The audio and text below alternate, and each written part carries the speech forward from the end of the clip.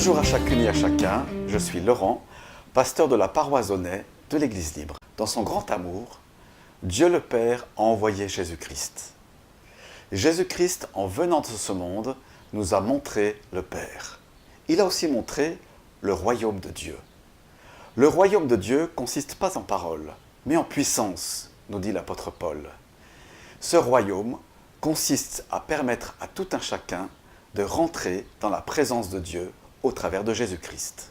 Dans ce royaume, une part large est donnée dans les évangiles, non seulement à l'annonce de ce royaume, mais à la manifestation de ce royaume. Cette manifestation se prouve à bien des égards par des guérisons multiples auprès de malades et auprès de personnes ayant des besoins spirituels et physiques. Dans le Nouveau Testament, nous trouvons deux textes particuliers qui concernent une pratique, et cette pratique est ce que l'on appelle l'onction d'huile, ou l'application d'huile sur des malades afin que ceux-ci puissent recouvrer la guérison complète. Ces deux textes se trouvent le premier dans l'évangile de Marc au chapitre 6 et le second se trouve dans l'épître de Jacques au chapitre 5.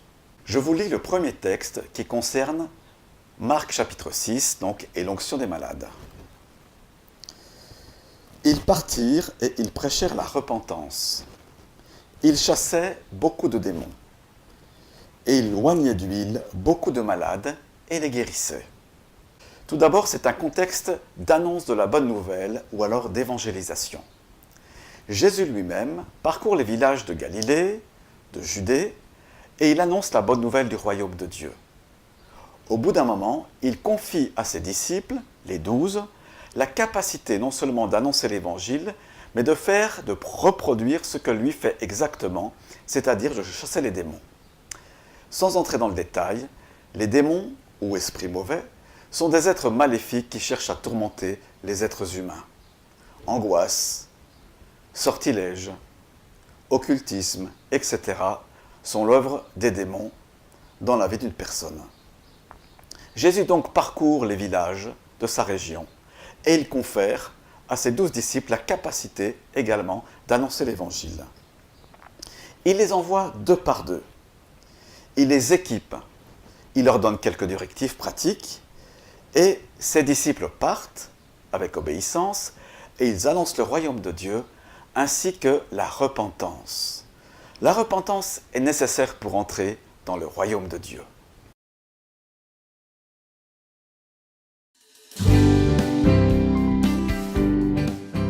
Qu'est-ce que le règne ou le royaume de Dieu? Comme tout royaume, encore aujourd'hui, un roi exerce son autorité sur une zone et sur des habitants.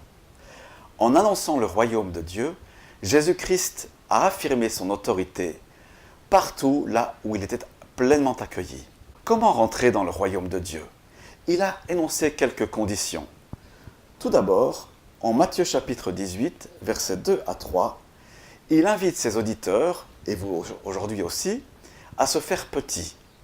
En effet, pour rentrer dans le royaume de Dieu, il prend l'exemple d'un petit enfant, le décrit comme un modèle, parce que sa foi simple, sa crédulité, entre guillemets, lui permet d'entrer dans le royaume de Dieu.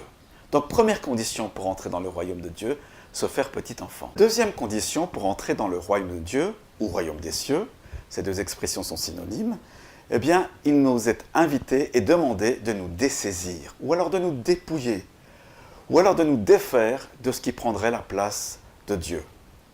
À un jeune homme, il lui montre que ce qui est son Dieu, ce sont ses richesses et l'amour et la confiance qu'il y met dans son cœur. En effet, l'entrée du royaume de Dieu est assez étroite et aucune richesse ou aucun trésor personnel ne peut cohabiter dans le royaume de Dieu. Alors, chers amis, auditeurs, défaites-vous de tout ce à quoi votre cœur s'attache. Ça peut être bien sûr l'amour de l'argent, mais ça peut être aussi une autre idole, comme par exemple l'amour de soi. Une autre idole, ça peut être une personne que l'on met entre Dieu et soi, etc. À vous de déterminer si vous êtes suffisamment léger pour entrer dans le royaume de Dieu. Une troisième et dernière condition pour entrer dans le royaume de Dieu. Et celle-là, seul le Saint-Esprit peut la produire dans nos cœurs. Il s'agit littéralement de vivre une seconde naissance ou alors une nouvelle naissance. Comment cela peut-il se faire? Quelqu'un a posé cette question. Comment puis-je naître à nouveau alors que je suis dans ce monde? Jésus parlait dans Jean chapitre 3, versets 3 à 5, de l'importance de cette nouvelle naissance. Et il disait cela à une personne adulte. Comment naître de nouveau? Eh bien, c'est une nouvelle naissance spirituelle, et cette nouvelle naissance se produit par le Saint-Esprit. Donc, pour rentrer dans le royaume de Dieu, il est nécessaire et indispensable d'accueillir le Saint-Esprit, de l'inviter tout simplement à venir dans sa vie, de révéler Jésus-Christ, de révéler l'œuvre de la croix, et cette nouvelle naissance se produit. C'est ce qui m'est arrivé il y a bien des années maintenant, lorsque j'ai accueilli la bonne nouvelle dans mon cœur, mon esprit a été renouvelé, ou alors régénéré, refait à neuf. Mon être intérieur a été complètement changé. C'était si fort cette expérience de la présence de Jésus-Christ que j'avais le sentiment que non seulement toutes mes fautes étaient pardonnées, mais j'étais extrêmement léger.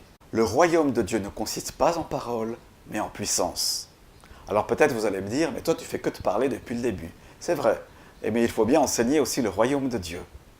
Le royaume de Dieu consiste en puissance. Dieu est puissant, il est même tout puissant. Il s'intéresse à nos âmes, il s'intéresse à nos corps et à nos esprits. Et il désire nous rejoindre par sa puissance, par amour pour nous, avec l'œuvre et l'action du Saint-Esprit. C'est la raison pour laquelle tous les premiers apôtres et les disciples ont fait tant de miracles. La Bible nous dit, dans Actes chapitre 5, qu'il se produisait beaucoup de miracles et beaucoup de prodiges par les mains des apôtres. Le dernier point concernant le royaume de Dieu, c'est que le royaume du Seigneur Jésus-Christ existe par son annonce. Ce que je veux dire par là, c'est que lorsque la bonne nouvelle du Seigneur Jésus-Christ est annoncée et qu'un climat de foi est présent, alors chaque personne peut rentrer dans ce royaume de Dieu. Et lorsque nous rentrons dans ce royaume de Dieu, alors la grâce se manifeste. Permettez-moi d'utiliser une simple image. Lorsqu'à 8 h du matin, ou un petit peu avant, je me tiens devant les portes du supermarché, celles-ci sont fermées. À l'heure déterminée, elles vont s'ouvrir. Le royaume de Dieu, c'est un petit peu similaire. Imaginez que vous êtes devant une grande surface, toute proportion gardée, bien entendu. Tout d'un coup, les portes s'ouvrent. En annonçant la bonne nouvelle pour la première fois, Jésus-Christ a permis aux êtres humains, à moi, à toi, de rentrer, si tu le souhaites, dans ce royaume. Et lorsque nous rentrons dans ce, entre guillemets, supermarché, ou de cette grande surface, nous pouvons dans le royaume de Dieu y découvrir quantité de bénédictions. Il y a le pardon de nos péchés, sur le premier rayon. Sur le deuxième rayon, nous réalisons la paix de Jésus-Christ. Sur un autre rayon encore, nous pouvons y découvrir la puissance de la délivrance. Un autre rayon encore, peut-être un peu plus au fond, nous fait expérimenter l'amour du Père. Et pour moi, l'as-tu reçu? Nous venons de voir, dans l'évangile de Marc, chapitre 6, que les disciples appliquaient simplement de l'huile sur les malades. La puissance du Saint-Esprit était manifestée, et de cette manière, les corps, les âmes étaient soulagés.